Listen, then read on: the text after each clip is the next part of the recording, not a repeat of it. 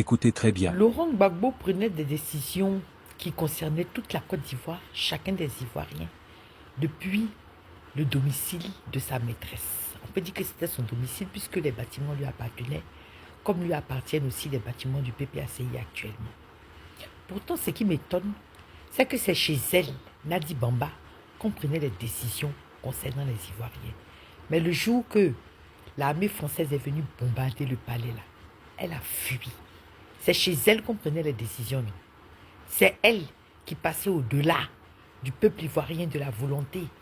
C'est devant elle que devaient venir s'abaisser nos ministres, n'est-ce pas? Mais le jour où sa chauffeur était où, elle a fui. C'est pour vous dire le sacrifice que Mme Yves Simone a fait pour la Côte d'Ivoire. Parce que ce pouvoir devait être sans partage.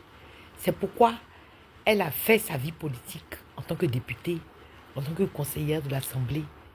Et elle est restée tranquille, elle est restée la tête froide. Mais imaginez-vous le sacrifice qu'elle a fait. Alors que ce n'était même pas elle qui avait pris les décisions. On a dit que tout était de sa faute, que c'était elle, que c'était ceci, que c'était cela, que c'était pour ça que Gbagbo lui en voulait. Alors qu'en fait, elle-même n'était pas invitée chez Nadi Bamba là-bas. Évidemment pas.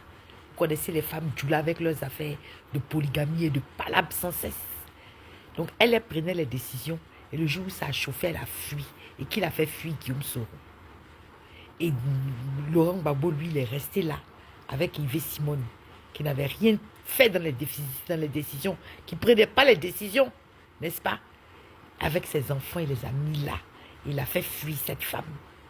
Nadi Bamba, elle, c'est la méchanceté, la division, le mensonge, la manipulation, l'orgueil, l'ingratitude, la bêtise. Voici mon avis.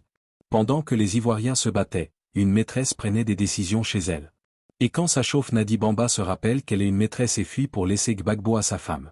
Et quand il revient, elle le récupère à nouveau et continue de prendre des décisions. Prions pour le président Gbagbo et je vous invite à donner vos vies à Jésus. Aucun homme ne peut vous sauver. Vos avis en commentaire.